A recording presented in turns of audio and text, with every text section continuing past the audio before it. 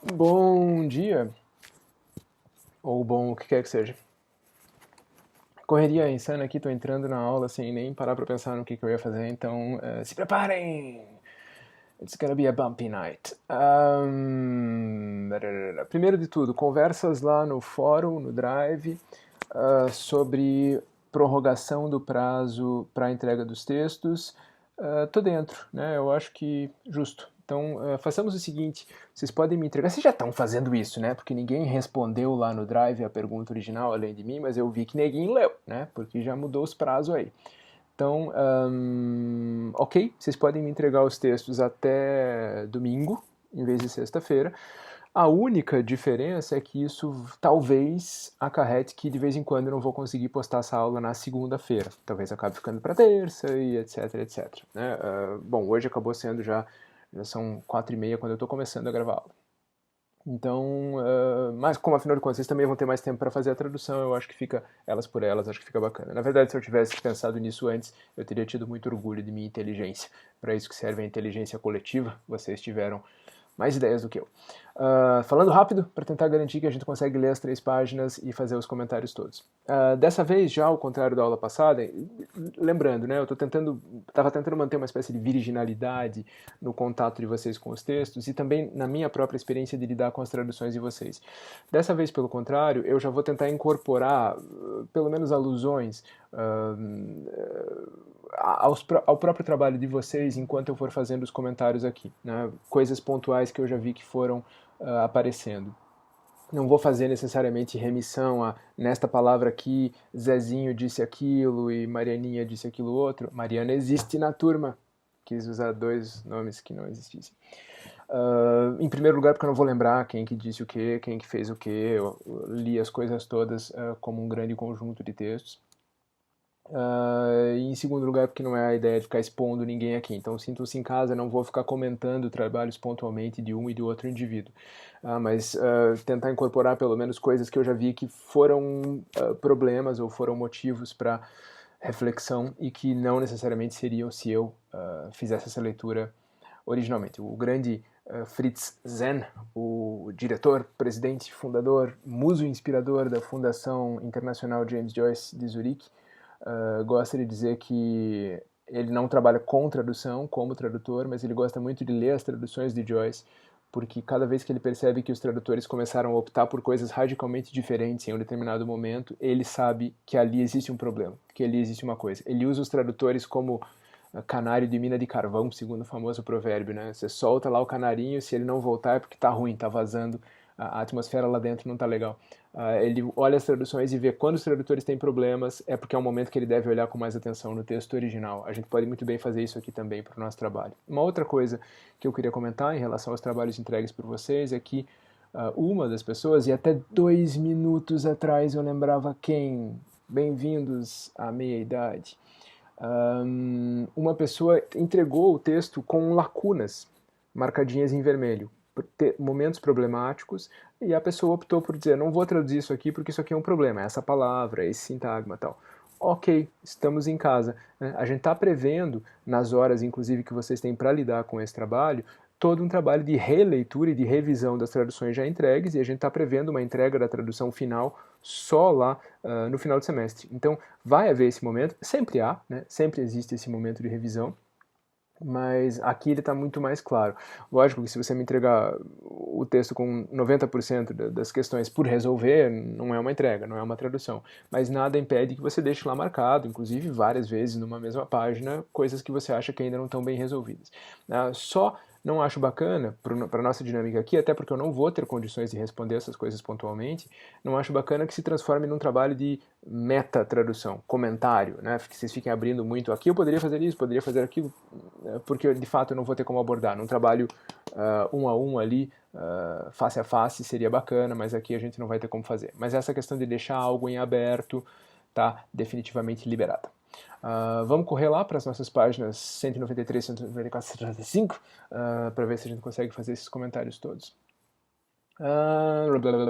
No outra página 193, my place in the overall family dynamic had never been what one would call well disguised. né, os feelings do father. Feelings é uma palavra horrorosa de traduzir, né? E é um daqueles casos em que frequentemente a gente tem que lembrar que não precisa traduzir uma palavra por uma palavra, um substantivo por um substantivo. Os sentimentos do pai sobre mim é uma tradução horrorosa. O que ele sentia, o que ele achava, a opinião dele, qualquer coisa talvez fossem traduções mais interessantes do que uma tradução direta palavra por palavra. Nem sempre a melhor tradução de um item vocabular em isolamento é a melhor tradução para aquele item dentro daquela frase, muito menos dentro daquele texto. Né? É preciso pensar no texto como um todo e no que ele faz. Né? Feelings quer dizer opinião? Não. Funciona a opinião aqui nesse caso?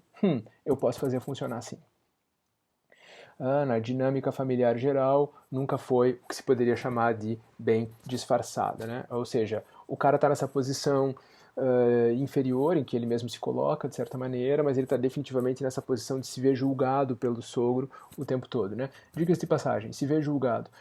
Cansei de dar aula para turmas de tradução dizendo não traduzam judge nesse sentido por julgar. A gente não usa isso em português. Pois bem, novidade, agora a gente usa isso em português. A geração de vocês, a geração da minha filha usa isso com grande naturalidade. Né? Não me julgue, você está me julgando, me senti julgado.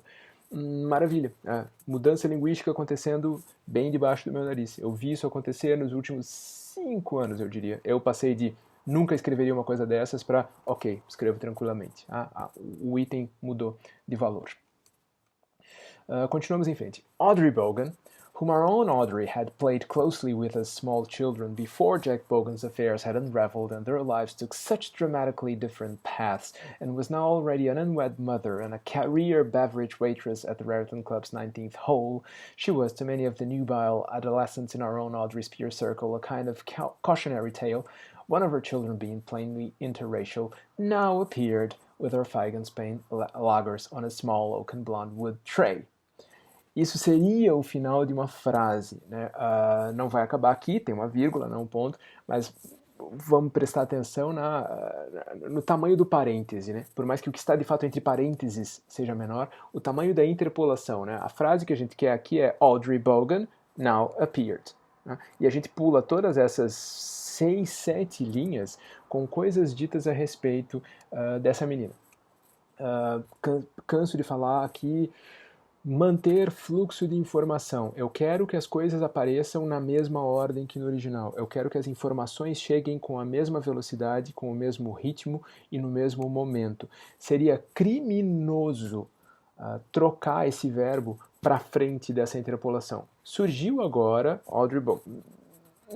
Não existe um argumento de é sintaticamente equivalente, o estilo favorece, o português prefere Katsu. Aqui se trata de uma questão de estilo literário, de fornecimento de informação. O autor quer essa dinâmica. Dizer o nome de uma menina, botar essa imagem na tua cabeça e ficar fazendo você esperar por 7 linhas para o que essa menina fez. Qual é o verbo?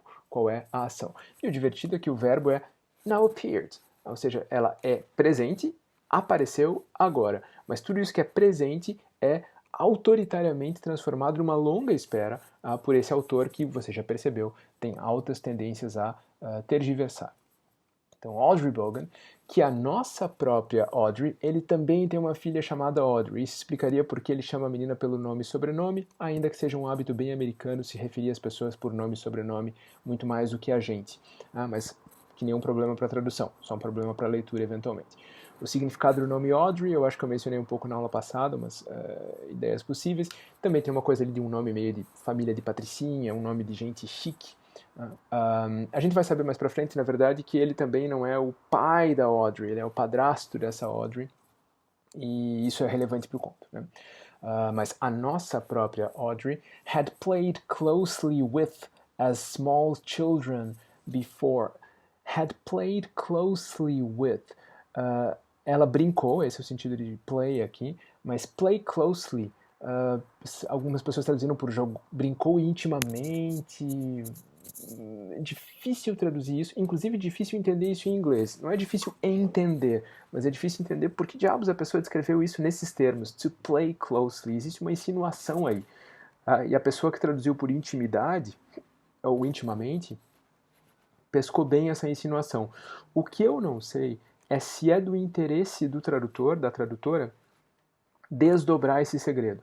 De fato, o que parece estar muito claramente, esse conto é sobre homens mais velhos em posição paterna e cobiça por meninas mais jovens, de várias maneiras, padrastos, pais, o dilema todo entre quem está narrando, se é ela ou se é ele, o dilema dele com relação a Audrey, a nossa Audrey, essa Audrey Bogue, é sempre essa uma questão de olhar, é uma questão de olhar masculino, mais velho, sobre essas moças mais jovens. E eles estão sempre objetificando essas meninas. O fato de que agora ele imagina essas duas playing closely tem uma certa insinuação dessa objetificação, ou desse talvez até dessa projeção de erotismo. Eu não sei, no entanto, se colocar intimamente aqui já não é forçar a mão e deixar mais claro. O conto não está dizendo tudo isso. O conto está tomando muito cuidado em sugerir isso. Usar uma palavra como intimamente aqui talvez seja pesado demais. Isso especialmente quando elas eram criancinhas pequenas, né? As small children. Antes que os casos do Jack Bogan, né, o pai dela, had unraveled. As pessoas tiveram alguma dificuldade para traduzir unravel. Unravel, no sentido geral, é isso, né? De uma coisa que está íntegra e daí se desmancha, se desmonta, né? Ou um segredo que é desfeito. Os casos dele unraveled não foram bem os casos que unraveled, foi provavelmente a vida dele que unraveled por causa dos casos, ou por causa da revelação de que ele tinha casos. Esse narrador está de novo contaminando áreas do vocabulário, né? Os casos dele entraram em crise, os casos... não é bem isso. Né? É complicado traduzir e é complicado entender por que ele está usando as palavras dessa maneira. Antes disso, e antes de que suas vidas, a vida deles, uma questão boa aqui de tradução em inglês-português, o inglês gosta muito desses plurais do tipo distributivo, né? E em português a gente gosta muito de usar singulares aqui. 10 mil pessoas estavam na praça e ergueram a mão. A gente diz a mão das 10 mil pessoas. Depois que a vida deles, e não depois que as vidas deles. É fácil botar um alfinete num texto e dizer esse texto é traduzido no inglês quando você começa a ver plural demais. As pessoas balançaram as cabeças e durante suas vidas elas nunca souberam. A gente normalmente usa um singular nesse lugar.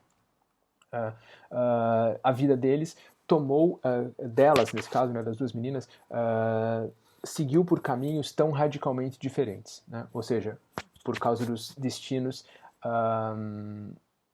que as duas tiveram. Qual é o destino da Audrey Bogan? Audrey Bogan agora já era uma mãe unwed, ele usa esse termo de novo entre aspas, ele está de novo se distanciando desse vocabulário, a gente diria uma mãe solteira, né? And a career beverage waitress.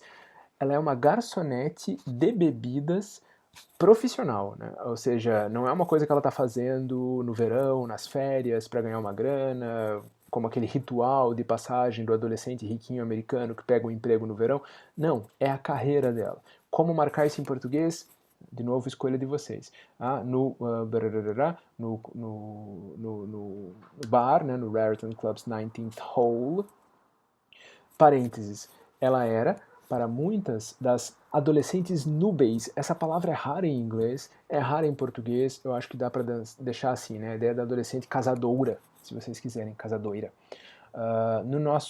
No círculo de pares, peer circle, muito vocabulário americano, no círculo de amigas, se vocês quiserem, da nossa Audrey, ela era uma espécie de cautionary tale. Cautionary tale é muito ruim de traduzir. Uma cautionary tale é uma história que você conta para ilustrar um erro e para evitar que as pessoas cometam aquele mesmo erro. Como traduzir isso? Sejam bem-vindos. E por que ela era uma cautionary tale? Já que, aqui a gente tem uma reduzida, né? One of her children being, mas é um já que funciona em português, já que um dos seus filhos, e ela tem mais de um, era claramente interracial.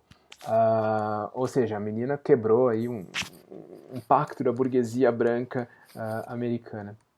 Ruinzinho, problemas de que a gente às vezes nem se dá conta, mas traduzir children aqui é um pouco complicado porque a gente precisa, no mínimo, eliminar uma possibilidade de gênero, né? Quando eu digo um dos filhos, pode ser um menino e uma menina, mas não podem ser duas meninas, e no original a gente não sabe. Audrey agora apareceu com as nossas cervejas, né? On a small oaken blonde wood tray, numa bandejinha Eu sei que às vezes eu sou marcado como o tradutor que usa excessivamente diminutivos, mas on a small tray a gente diria uma bandejinha. No meu português sempre se falou uma bandejinha, não numa pequena bandeja. Oaken, algumas pessoas quiseram traduzir isso como acarvalhada, carvalística. De carvalho funciona muito bem também. De madeira clara, é engraçado que ele diz oaken, blonde wood, uma madeira de madeira clara, de carvalho, enjoado de traduzir. E o padrasto de Hope exercitou uma prerrogativa exclusiva a homens de idade avançada com moças mais jovens. Ruim traduzir young women, né? Com meninas, com garotas. Garotas é uma palavra que a geração de vocês usa com muita facilidade. A minha geração acha estranho, parece filme dublado da Sessão da Tarde.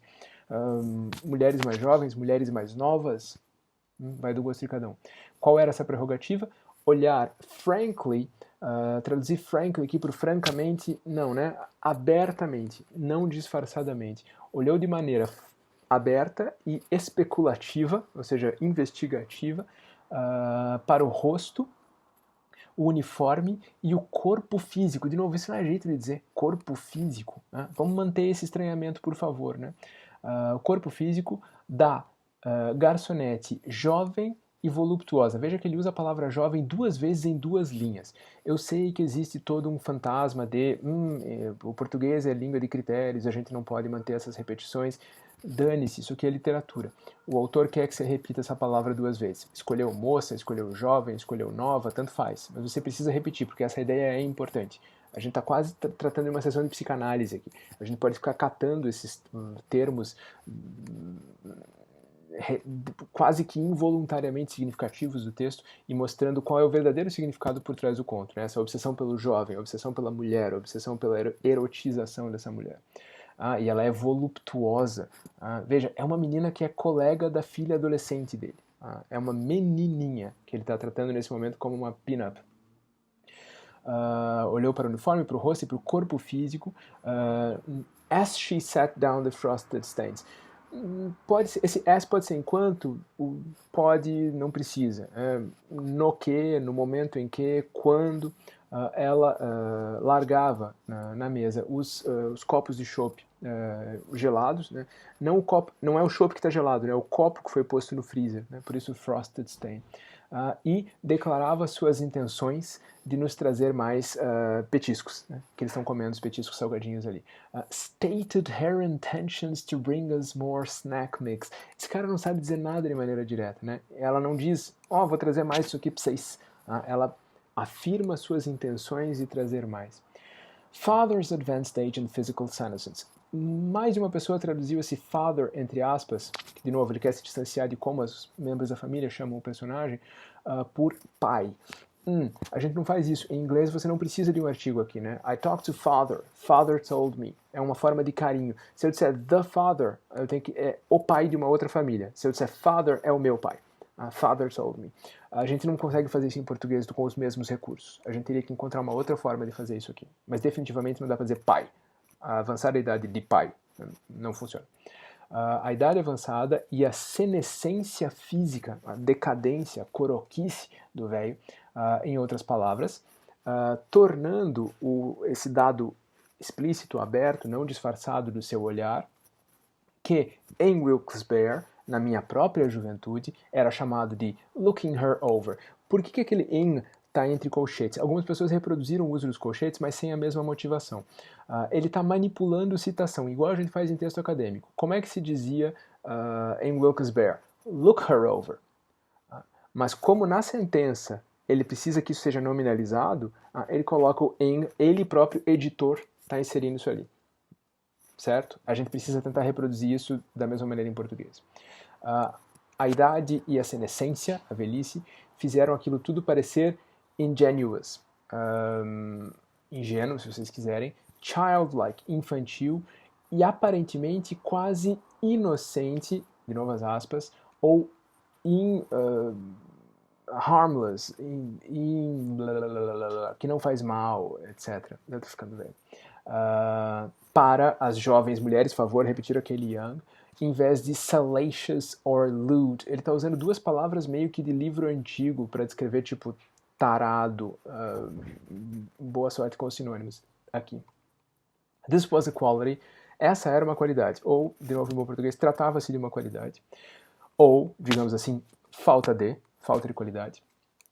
De que eu mesmo, é claro, tinha grande consciência, was all too conscious, or aware of, ele repete, eu tinha consciência ou estava cônscio de, ele está sempre dançando em volta das palavras. Já que, since, as our own Audrey had entered the adolescence whose onset in contemporary times, girls, como a nossa própria Audrey tinha entrado na adolescência, cujo princípio, cuja deflagração, in contemporary times, girls, nas meninas dos tempos contemporâneos, parece chegar cada vez mais cedo, become earlier all the time, e tinha fisicamente amadurecido, ou na phrase, aqui não quer dizer frase, né, quer dizer expressão, ou na expressão da minha esposa, filled out, dado uma enchida, encorpado, a gente diria no meu tempo, e de novo, a esposa dele não diz filled out, ela diz to fill out.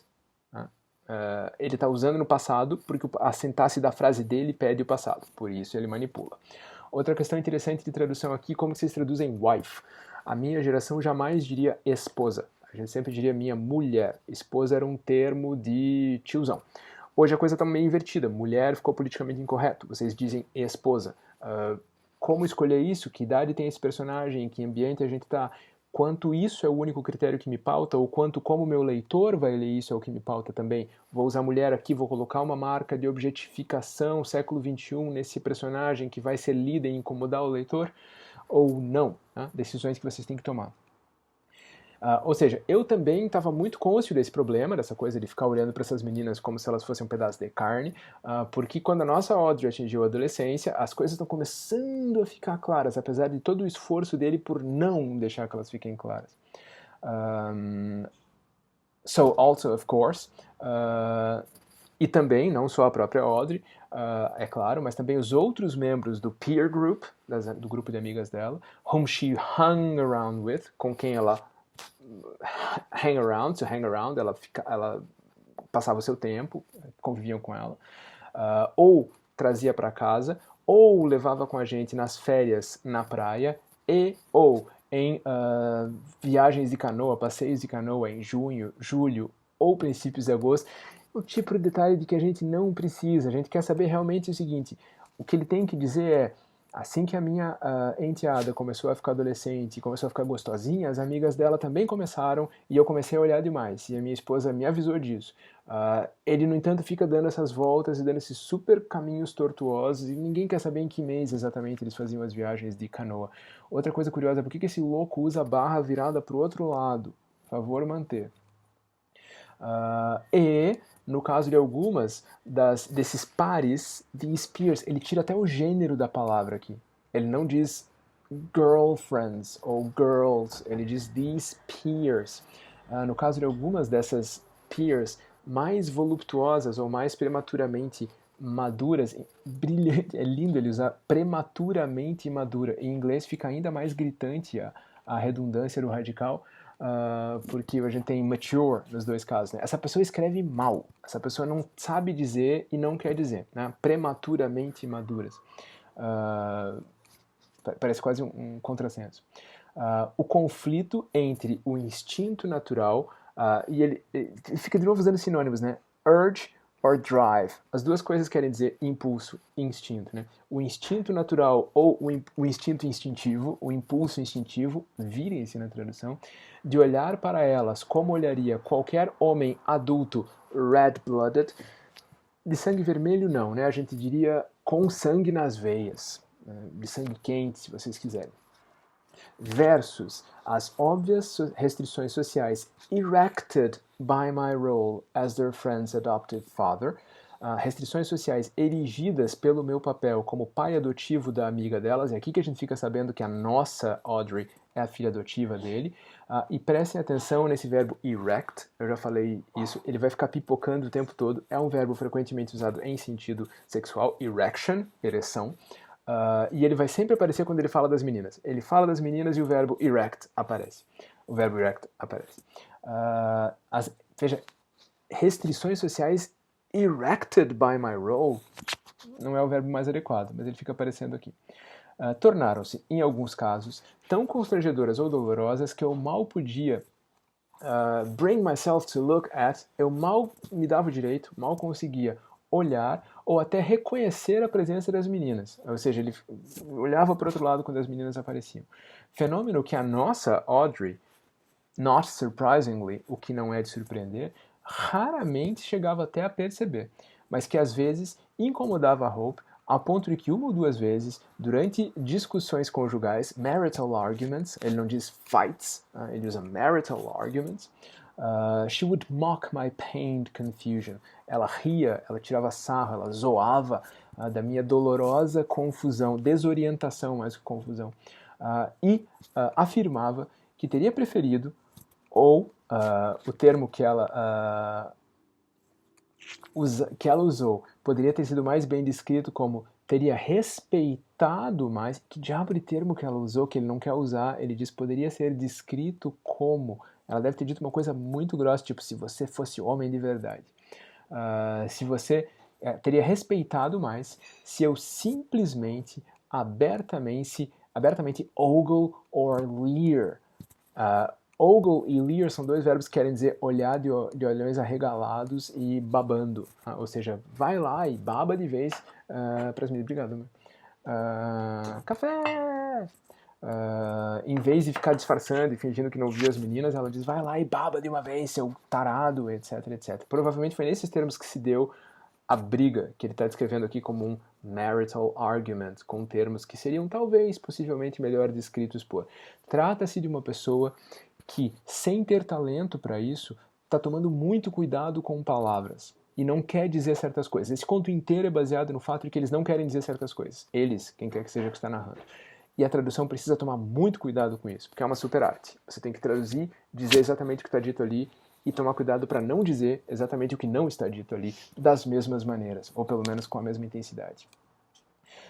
Ela ia preferir isso em lugar de, rather than, the stricken, affectedly casual avoidance which I feigned. Até o cachorro se revoltou aqui. Avoidance é uma palavra horrorosa ele traduzir, né? O ato de evitar de uma maneira stricken, não vou ficar dando sinônimos aqui, affectedly casual, ele faz como se não fosse nada, ele afeta que é casual, ele finge que é casual, que é normal, que eu fingia como se esperasse que aquilo enganasse qualquer um with eyes in their head, qualquer pessoa com 2 neurônios, isso aí não engana ninguém. Dá para imaginar as frases que ela disse para ele, né? E aí ele está descrevendo essa coisa aqui de uma maneira muito tortuosa, dizendo aquelas coisas que eu esperaria que não fosse enganar, tarará. As they watched my sad pantomime with pity and disgust. Enquanto essas pessoas, com 2 neurônios, que têm olho na cabeça, olhavam a minha triste pantomima, o meu teatrinho mudo, trágico, patético, com pena e repulsa e nojo. Parece que foi uma super chapuletada que ele tomou da esposa e que ele descreve aqui como se fosse a coisa mais objetiva do mundo. Por causa do severo distúrbio de sono, de que ele não falou, e ele diz, no entanto, né, do severo e não de um severo, que seria delicado para com o leitor, distúrbio esse que eu ainda vou descrever, seria o caso. Não é, ele diz do, então, por favor, prestar atenção nisso. Ele está fornecendo uma informação de maneira truncada aqui, como se já tivesse fornecido. Por causa do severo distúrbio de sono, de discórdia, brigas com Hope, aliás, outra coisa, artigo diante do nome próprio. quase todo o Brasil, ao sul do Rio de Janeiro, usa artigo diante do nome próprio. No norte e no nordeste é um pouco mais variado. No entanto, na tradução a gente frequentemente não usa. Eu deixo ao gosto do freguês. A convenção é tão forte de não usar na literatura que a gente às vezes acaba cedendo, mesmo sabendo que não é a língua que a gente fala de verdade. Com alguns nomes estrangeiros fica até estranho, né? Com a Hope ou com Hope, a decidir. Discórdia com ela e problemas no meu departamento da companhia, na qual eu trabalhava como supervisor, assistente de sistemas. Abre parênteses. E, de novo, ele não diz a coisa que ele deveria dizer, né? Por causa de X, eu Y. Agora ele vai continuando abrindo parênteses. Companhia esta que providenciava, fornecia outsourced data and document storage facilities and systems for a number of small and mid-sized insurance providers in the Mid-Atlantic region. Ninguém quer saber isso aqui. A companhia que fornecia outsourced data and document storage facilities. São instalações para armazenagem de dados terceirizados e documentos, ou instalações terceirizadas de dados e documentos, como se for ler, instalações e sistemas, né, de armazenamento de dados e documentos terceirizados, para a number of, quer dizer várias, não traduzir isso por um número de, uma quantidade de, as pessoas têm feito isso, não vale a pena, por várias ou vários escritórios de seguros, agências de seguro de tamanho pequeno e médio na região Mid-Atlantic. Como traduzir isso? Muito boa sorte. Se quiser, na região do meio Atlântico, faça de conta que o termo existe na geografia em português, em se referindo aos Estados Unidos, não sei se é muito caso. My chronic distress, meu incômodo crônico, minha perturbação crônica, meu problema crônico, tinha chegado a um ponto em que às vezes eu me sentia quase às lágrimas. O que, é claro, no 19º buraco, que é o nome do bar, com o padrasto de Hope, seria an unthinkable happenstance. Happenstance é quase uma palavra errada aqui. Ela quase só é usada na expressão por acaso, by a happenstance. Tem que traduzir isso meio mal mesmo. Seria uma casualidade inimaginável, alguma coisa do gênero. Né? Ele está dizendo, pelo amor de Deus, não vai chorar na frente do sogro, mas ele está dizendo isso da maneira, de novo, mais tortuosa possível. Por vezes, às vezes, frequentemente enquanto dirigia, enquanto estava no carro, é um jeito muito bom de traduzir while driving. I feared that I was going to have an infarction. Eu achava, ou temia, de novo, não precisa traduzir fear por um verbo, né? Eu ficava com medo de, eu sentia medo de ter um infarte. Ele não diz heart attack, que seria a palavra mais normal em inglês. Infarction é bem mais estranho. Next, in a predictable yet far more disturbing stage of the wave of disorientation, came the appearance of a strange, static... ele está descrevendo o seu distress, né, o seu transtorno, o seu problema. Depois, num estágio previsível e, no entanto, ainda mais perturbador da onda de desorientação, essas coisas que eu digo em português já não são traduções literárias, viu? São só traduções de conteúdo. Depois, vinha o surgimento, o aparecimento de uma estranha, o substantivo está lá na frente, de uma estranha, estática e alucinatória, ou tudo isso é masculino, se a gente quiser traduzir tableau por quadro, ou cena. Shot e scene são duas palavras que em geral a gente traduz por cena em português, talvez imagem, cena, dentro do vocabulário cinematográfico.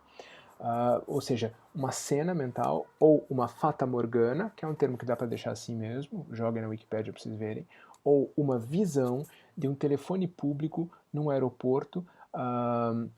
De novo, não é?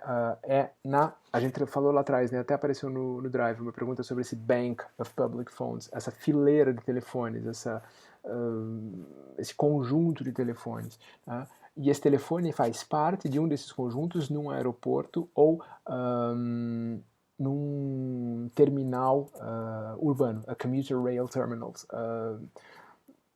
Um terminal, uma estação de trens metropolitanos, algo do gênero.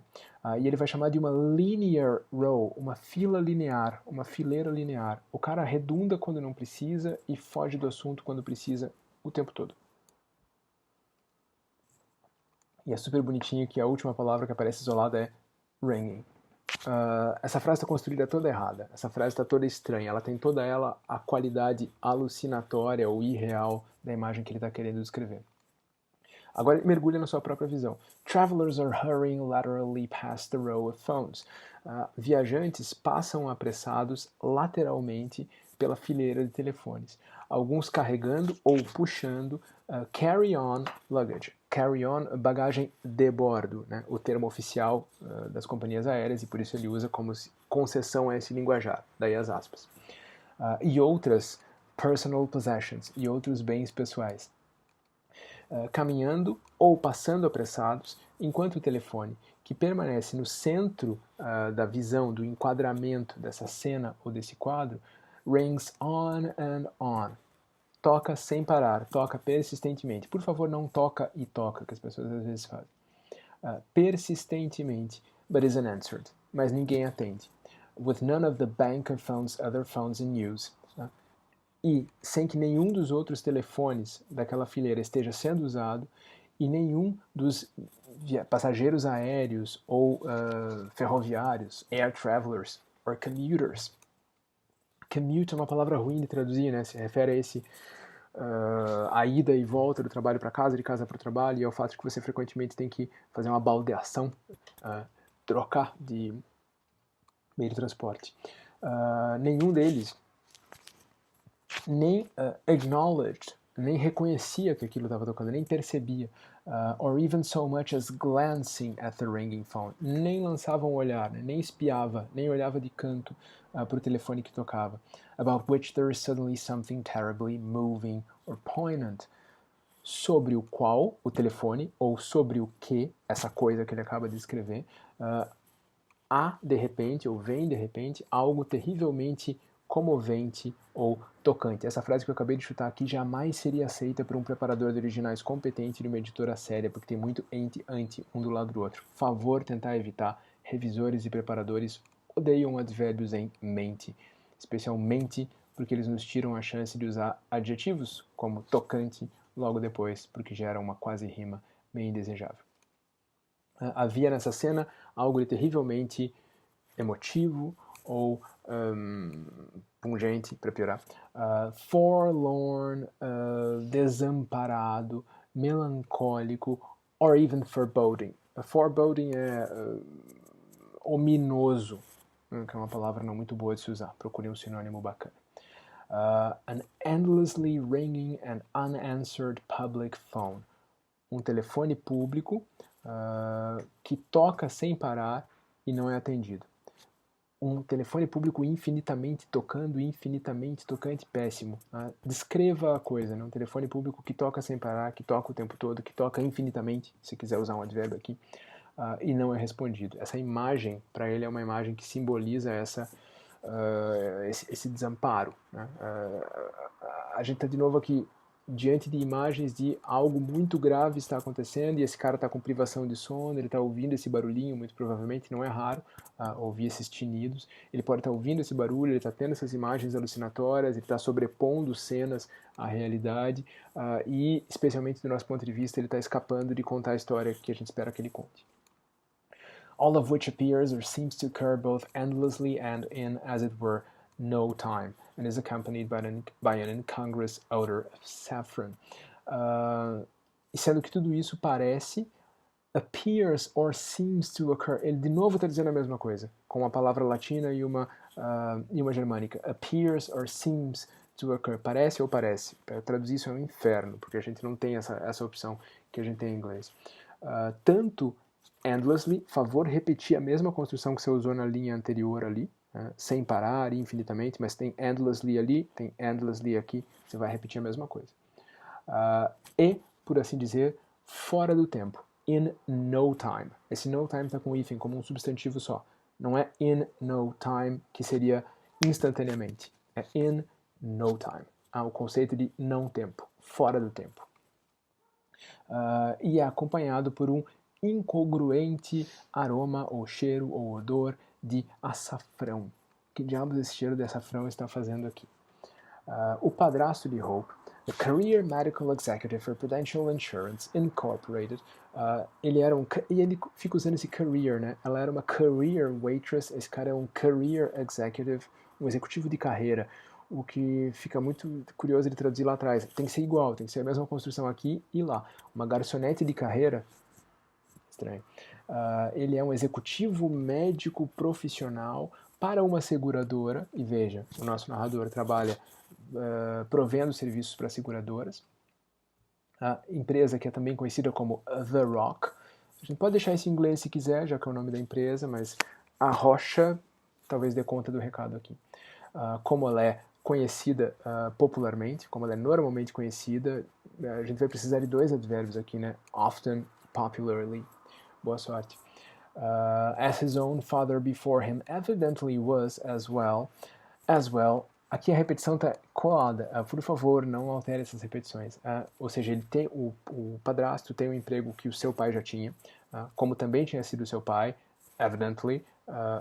Evidently nem sempre quer dizer evidentemente, quer dizer assim, nesse caso dá para traduzir às vezes como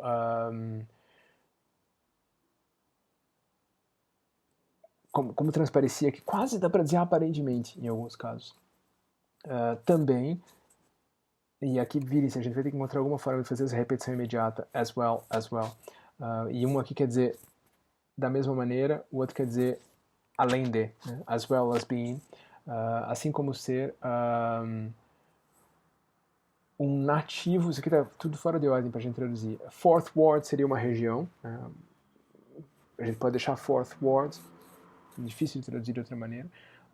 Ele é nativo desse distrito histórico, do Fourth Ward, born and bred, nascido e criado. Os americanos gostam muito de dizer isso, né? Eu sou Brooklyn, born and bred, nascido e criado lá. A gente tem que manter um jeito de dizer isso em português. Assim como um indivíduo nascido e criado naquele distrito histórico, etc., conhecia a cerveja Feigenspahn por sua marca original, sua trademark original, né, seu slogan original, se vocês quiserem, Pride of Newark, or PON, como a gente já viu na aula passada. And made rather a point, e meio que fazia questão, quase fazia questão, e fazia quase questão. Esse rather é um relativizador que é ruimzinho de traduzir aqui.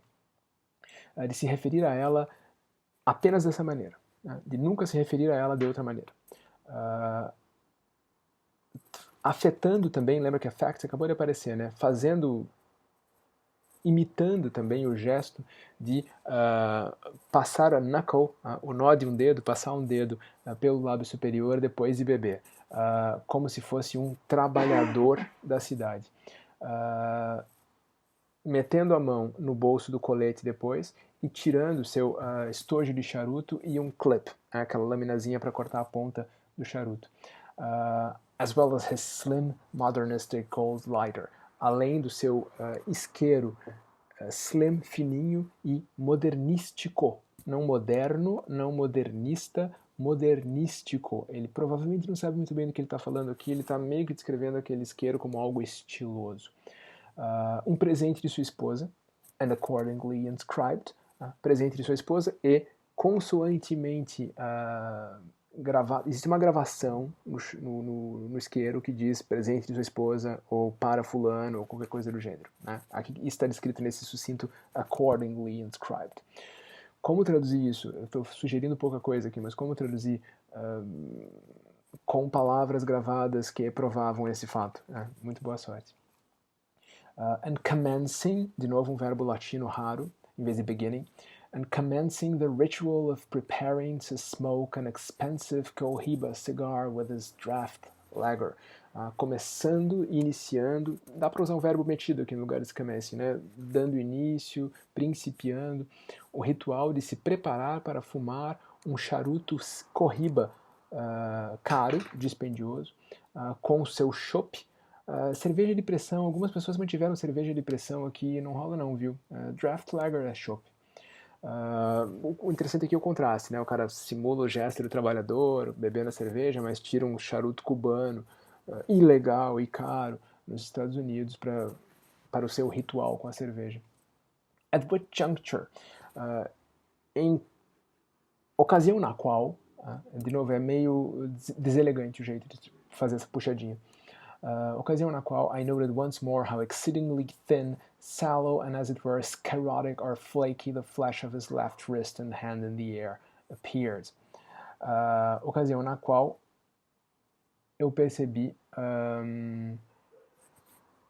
se não tivesse o exceedingly, seria tranquilo, o quanto a carne do seu pulso esquerdo era magra, sallow, pálida, lívida, murcha, e, por assim dizer, escarótica. Uma escara é uma escara em português também, escarótica a gente dá para deixar desse jeito.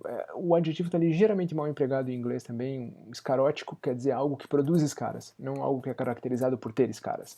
Mas beleza, dá para manter esse inadequado também em português. Or flaky. Flaky quer dizer que ela está descascando, que ela é meio caspenta, perebenta. De repente o velho parece muito velho. O problema é como colocar aquele exceedingly, o quanto a mão dele era tudo isso excessivamente, extremamente. Onde colocar esse advérbio é o grande xadrez dessa frase. Do seu pulso esquerdo, seu pulso e mão esquerda. His ears, which had always been quite large or protrusive, suas orelhas, que sempre foram bem grandes e projetadas. O Wallace adora o adjetivo protrusive. Difícil traduzir em português. Algo protrusive é algo que se projeta de uma superfície, que protubera. Na tradução do Graça Infinita eu usei o verbo protuberar muito mais do que no resto da minha vida inteira. Were flushed from recent exertion. Mas lembre qual é a palavra, a expressão vernácula para protrusive ears? Orelhas de abano. As orelhas dele were flushed from recent exertion. Ele estava com as orelhas vermelhas porque estava de ter se esforçado, por ter se esforçado. Que esforço? Jogar golfe, sentar e tomar cerveja? When asked if, upon reflection, he thought a cigar this early in the day was perhaps such a good idea. Algumas pessoas traduziram when asked if por quando perguntado se. Eu vou dizer isso com carinho para vocês, porque vocês são meus alunos queridos. Eu odeio essa construção. Fulano foi perguntado se. Quando perguntado se. Você pensa se você diz isso no teu dia a dia, assim, ontem ela veio aqui e eu fui perguntado se estava bem. Quando eu lhe perguntei, não é bom também, porque ele quer manter essa frase sem sujeito. Esse cara é totalmente covarde na frente desse sogro. E ele não tem nem coragem de dizer quando eu lhe perguntei. Ele diz quando, diante da pergunta, seria uma tradução boa. Ao ouvir a pergunta, ok. Mas quando perguntado se, eu não acho não. When asked if, upon reflection, he thought a cigar this early in the day was perhaps such a good idea. Veja, a frase direta aqui seria Dr. Sype, não é uma boa fumar agora. Mas ele diz, será que o senhor não acha que talvez, quem sabe? E a frase que o narrador nos apresenta é a descrição disso, né? Diante da pergunta de, pensando bem, ele não achava que talvez ser, por acaso, fumar um charuto. Falei cigarro? Charuto. De manhã tão cedo, era uma ideia tão boa. Ele está olhando o sogro, viu a mão velha, viu o pulso velho, viu as orelhas vermelhas, pensa, vai que o velho tem um ataque cardíaco, está com problema de pressão. Quando eu vi essa pergunta, o Dr. Sype, who was due to turn age 76 this coming July 6th, que completaria 76 anos.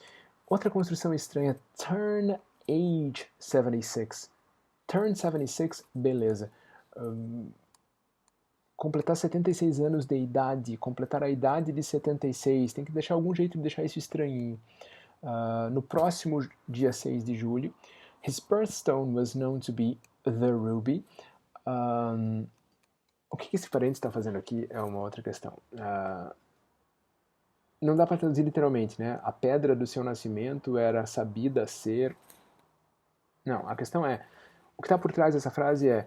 Existe todo um folclore em cima do velho, tudo em cima do velho é legendário, ritualizado, e todo mundo na família sabe, já cansou de ouvir que a pedra do dia do nascimento dele é o rubi, não a ruby, ou alguma coisa, the ruby. Como dizer isso em português, né? Todo mundo sabia que, era perfeitamente sabido que, era sabido e consabido que a pedra do seu aniversário era. Respondeu, e veja, ele não answered, ele responded, de novo a palavra latina chique. that the sole indicator of his desire in my input on his personal habits would consist in his explicitly coming to me and requesting it. O que o velho disse para ele com todas as letras? Quando eu quiser saber a tua opinião, eu pergunto. Tá? Só que isso está descrito aqui dessa maneira super tortuosa, né? O único, the sole indicator, não é the only, é the sole, de novo a palavra mais latina. No caso de sole e only, as duas são latinas. Indicator of his desire in my input, de ele desejar as minhas opiniões sobre os seus costumes pessoais ou hábitos pessoais, consistiria no fato de ele vir a mim e explicitamente solicitá-la, minha opinião. At which I cleared my throat slightly and shrugged or smiled, avoiding Audrey Bogan's dark, our own Audrey's being grey and uncertain lights, hazel eyes.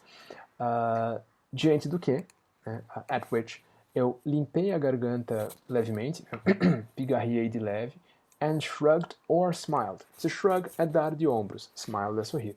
Como é que ele não sabe o que ele fez? Ele fez basicamente um gesto de estou desmontando na frente do velho, que ele está tentando descrever aqui como o que eu fiz ali foi dar de ombros ou sorrir. Por que eu fico insistindo nessas coisas? Na cena que a gente estivesse vendo, o personagem está agindo de certas maneiras. E a gente está vendo não só o narrador descrever essas certas maneiras, mas o narrador incorporar ao texto essas certas maneiras. O texto está fazendo isso. O texto não sabe dizer o que precisaria dizer. O texto contorna certas verdades. O texto tenta vender como mais nobres ou mais elegantes comportamentos do narrador que são, na verdade, abjetos ou covardes. É preciso tomar esse cuidado. Esse texto está fazendo essas coisas e não só descrevendo. E ele deu de ombros ou sorriu, evitando os olhos escuros, the dark eyes, da Audrey Bogan. A Audrey acabou de voltar, o timing funciona, né? Ela disse que ia trazer mais aperitivos, petiscos, salgadinhos, e agora voltou. Enquanto eles trocaram uma página e meia quase de longas frases. E ele evita os olhos, ele está passando vergonha bem na frente da menina bonita. E ele abre esse parêntese genial entre dark eyes. É pena que em português a gente não consegue manter esse suspense, né? Porque vai ter que evitar os olhos escuros. Aqui ele está evitando os dark desires, dark whatever, o que você quiser. Ele está evitando algo que é negro, escuro. A gente vai ter muita dificuldade de fazer isso em português.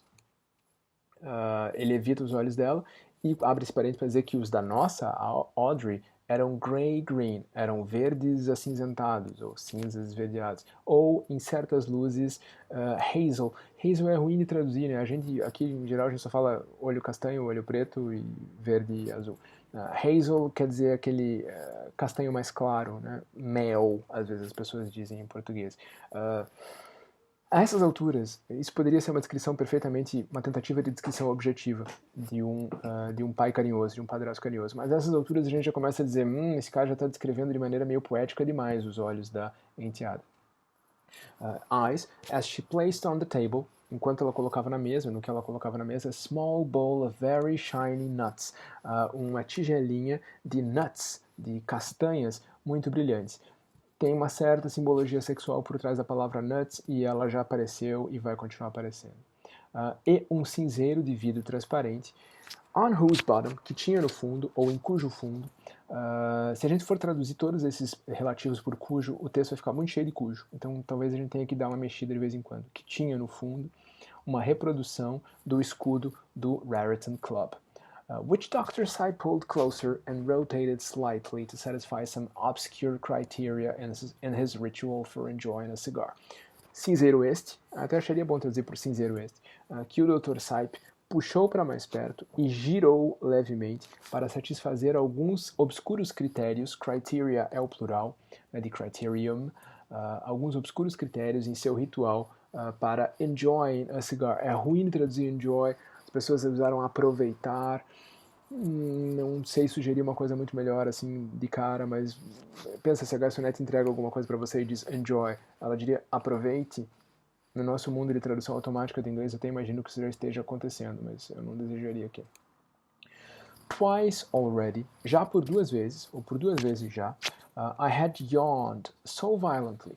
Eu tinha bocejado de maneira tão violenta, ele está com um distúrbio de sono, ele teve que acordar mais cedo do que queria, ainda que não tão cedo quanto o sogro queria. De maneira tão violenta, that a popping noise and sudden, as it were, stabbing pain manifested just beneath my left ear. Um barulho, um estalo, um estalido, um popping noise, e uma dor repentina e, por assim dizer, stabbing. Uma stabbing pain é uma dor que a gente escreve como uma pontada em português. Uma dor penetrante, uma dor lancinante, se vocês quiserem. Manifested, a dor se manifestou. De novo, não o verbo mais óbvio. Just beneath my left ear, logo abaixo do meu ouvido esquerdo. Father, o pai, whose physical health's minutiae were a topic of endless colloquy among his different children. O pai, cujas minúcias de sua saúde física. Às vezes é engraçado, a gente fica com altas conversas sobre termos intraduzíveis, complexidades, delicadezas, mas às vezes o problema é onde colocar um monte de D, um atrás do outro. Cujas minúcias de sua saúde física, cuja saúde física em suas maiores minúcias, em seus menores detalhes. Talvez a gente tenha que inventar uma proposição a mais aí para lidar com essas duas colocações uma atrás da outra. Era um tópico de endless colloquy, de colóquio infinito. De novo, essa pessoa parece falar igual um advogado mal formado, né? Entre seus diferentes filhos. Lembre que ele tem filhos de relações diferentes, filhos de um casamento, filhos de outro casamento, enteados, enteadas. Já tinha sofrido diversos derrames, strokes, tiny, highly localized, diversos derrames minúsculos e muito localizados, muito pontuais. De novo, é interessante a construção germânica aqui, que nos permite colocar o adjetivo antes. Tinha sofrido diversos tiny, highly localized, e você fica, what? O que você quer saber? O que ele sofreu? Strokes. Em português, a gente normalmente vai ter que jogar esses strokes lá para cima. Tinha sofrido diversos derrames minúsculos, altamente localizados. Dá para fazer isso, manter o derrame lá para trás, para frente, desculpa, na informação? Dá, mas à custa de um certo contorcionismo que não é tão tipicamente português assim. Se vale a pena o contorcionismo e se cabe na caracterização desse personagem, que é esse cara que está dando trato à bola ali para não dizer certas coisas e para tentar dizer certas outras coisas, é uma escolha que vocês têm que pesar e pensar muito bem.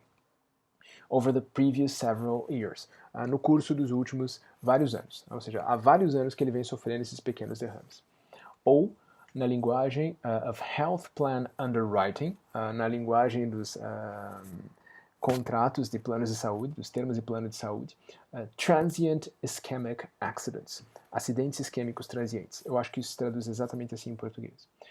Que o irmão mais jovem de Hope, ou mais novo de Hope, Chip, whose actual given name is Chester, cujo nome, given name, nome de batismo, cujo nome real é Chester, ele fica o tempo todo tentando desfazer um pouco essas míticas da família, father pra lá, Chip pra cá, Hope pra lá, essa coisa de intimidade. Ele fica sempre marcando essa distância, né? Father, entre aspas, Chip, entre aspas, e ele, peraí, deixa eu inclusive tirar essa camada aqui. Não, ele não chama Chip, ele chama Chester. Aí ele tá tentando desmascarar uma certa coisa ali nessa família, ao mesmo tempo em que é ele que está na posição de desmascarado.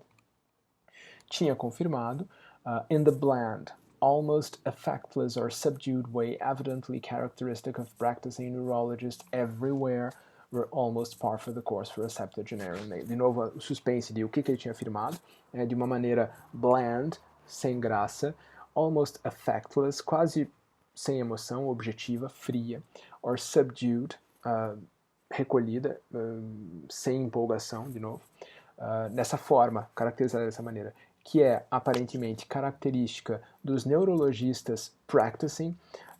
Practice aqui é, no termo médico, medical practice é um consultório, o conjunto dos pacientes que consultam um médico. Então, um neurologista clínico, a gente diria. Dos neurologistas clínicos de qualquer lugar. Were almost par for the course. Par for the course, deu trabalho na tradução de vocês. É uma expressão de golfe. É uma expressão exatamente do jogo de golfe. Cada course, cada buraco tem um par. E é par mesmo em português. O par é o número de tacadas que você espera que sejam necessárias para a pessoa completar aquele course, ou seja, para colocar aquela bola no buraco. Se o par desse buraco é 3 e você fizer em 3, você fez no par. Se você fizer em 2, você fez abaixo do par, isso é um birdie, um abaixo do par. Se você fez em uma, você fez um eagle, que é 2 abaixo do par. Se você fez uma abaixo do par. É assim que se mede placar em golfe. Quanto você está acima ou abaixo do par, buraco a buraco. Quando se diz isso é par for the course, quer dizer, isso é de se esperar. A expressão de fato entrou na linguagem comum em inglês. Não é uma expressão usada só por golfistas, nem por quem conheça de golfe. That's par for the course. Tipo, isso é o que se espera. Isso é o normal. Isso é nenhuma surpresa.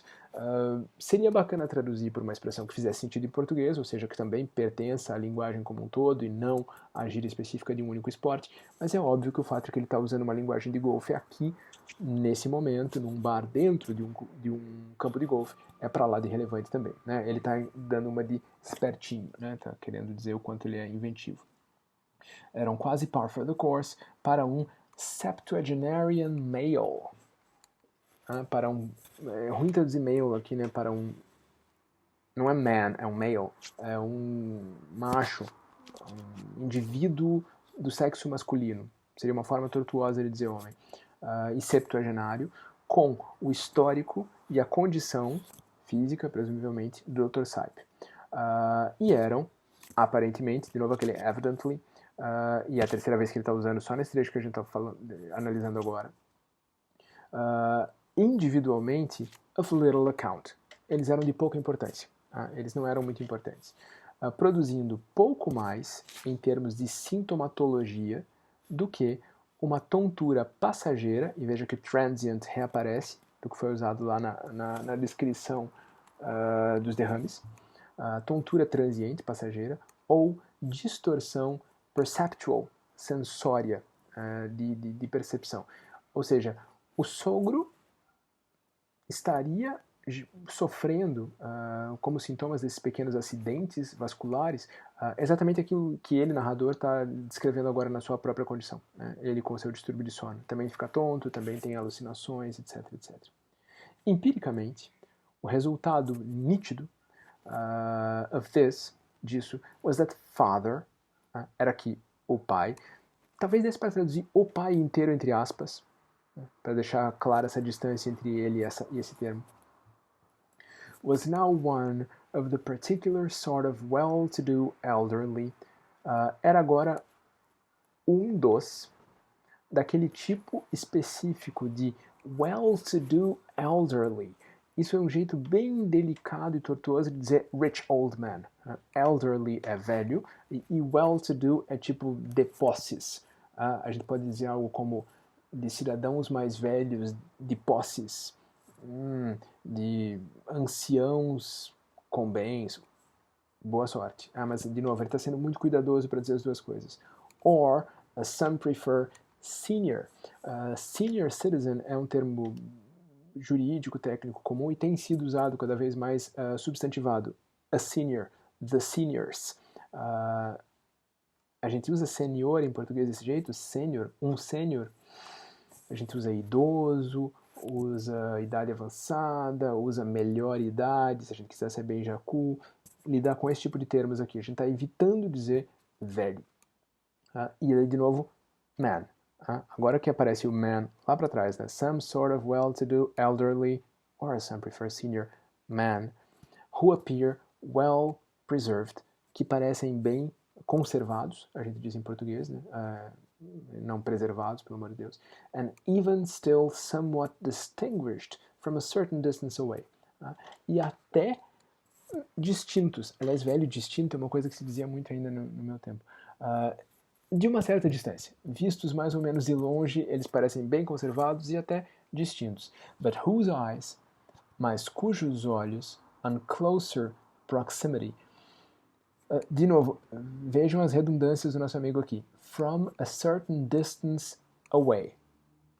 From a certain distance, estava ótimo. From a certain distance away, a uma certa distância de longe, já é um pouco de exagero. E os olhos on closer proximity, de uma proximidade mais próxima. Né? Como traduzir isso? De novo, problema para vocês. Mas isso está no texto. Esse cara está escrevendo mal de novo. Reveal a subtle lack of focus, uma sutil falta de foco, and whose facial expression or affect appears to be, e cuja expressão facial ou o affect é tipo a emoção que se lê no rosto, né? A expressão ou o tom geral do seu rosto parece ser in some subtle, e ele acabou de usar subtle, de novo, repetição não é um problema aqui, in some subtle but unmistakable way, de alguma maneira sutil, mas inequívoca, off. E depois que ele vem com um monte de termo técnico, um monte de vocabulário latino, um monte de tergiversação, ele diz, tá meio off, esquisito, estranho, fora do normal, resultando in a perpetual queer look, resultando numa perpétua aparência estranha. Queer é uma palavra super carregada, super complicada, super perigosa. O que ele quer dizer aqui? Que esse velho parece estranho, é a palavra, o sentido mais antigo da palavra para nós, mas queer hoje quer dizer bem outra coisa. Será que está havendo algum tipo de insinuação aí?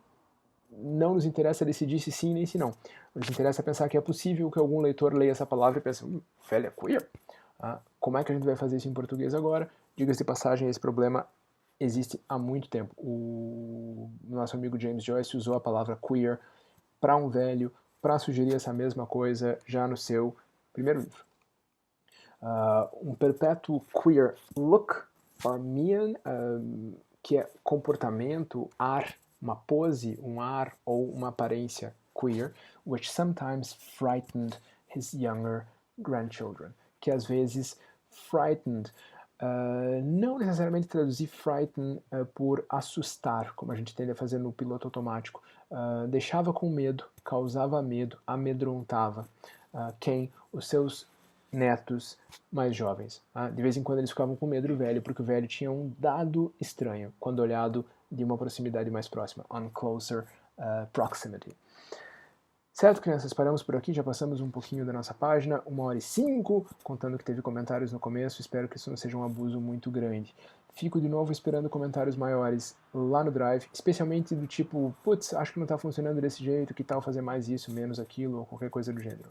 Feedback é bom e a gente agradece. Valeu, gente. Muito obrigado. Pronto, meu. Tudo bem, só que atrasou tudo hoje. Oh, e eu ainda tô gravando.